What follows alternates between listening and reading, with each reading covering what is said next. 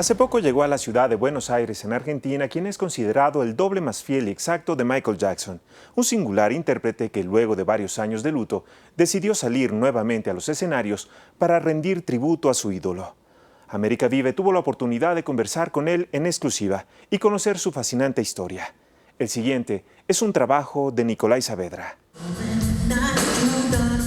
Aunque existen algunas personas que a lo largo del tiempo han tenido la increíble habilidad de imitar de manera casi perfecta al inolvidable Michael Jackson, solo uno tuvo la suerte de haber sido reconocido por el original y trabajar para él en momentos específicos, sobre todo para suplantarlo ante la multitud. Este es el caso del español Sergio Cortés Parra, quien revive al ídolo en el escenario con sus canciones y movimientos, pero principalmente a través de su presencia, que con o sin maquillaje resulta impresionante.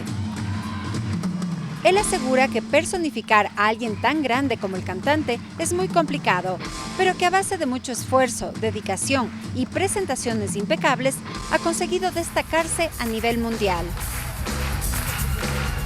Su capacidad para cantar, bailar y realizar gestos iguales a los de Michael Jackson lo han convertido en una celebridad desde su debut en 1988.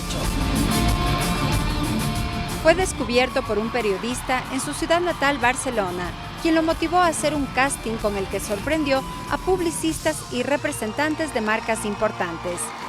Enseguida fue contratado por una empresa de perfumes en Suiza que promocionaba la imagen del rey del pop. Siempre ha sido, durante muchos años, ha sido un contacto sin que fuera real, ha sido un contacto indirectamente haciendo cosas de trabajo que me vinculaban a él, que tenían alguna relación cercana con él, como promocionar el perfume de Michael Jackson, que es con lo que comencé, que lo llevaban unos suizos y ellos, Michael Jackson sabía de que yo daba la imagen para su perfume, dio la aprobación y yo trabajé para esto durante tiempo. Él sabía de mí, yo sabía que de alguna manera hacía cosas, a veces trabajos que tenían algún vínculo con él, pero nunca llegaba el momento de conocerlo. Ha recibido clases de canto y baile y sigue perfeccionándose en estos dos campos. Trabaja en la parte gestual con mucho detenimiento para imitarlo correctamente. Asegura que su parecido físico es parte de un proceso natural y no de cirugías. Todo lo hace tan bien que cuando Michael Jackson estaba vivo, recibió una propuesta muy singular.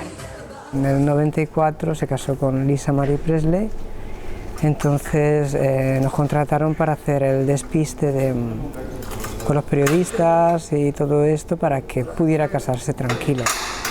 Entonces hicimos un desfile de moto Harley Davidson, habían 80 moto Harley Davidson, yo iba en un descapotable saludando a la gente, llevábamos coches patrulla, helicópteros por las calles, mientras que él estaba casándose con Lisa Marie.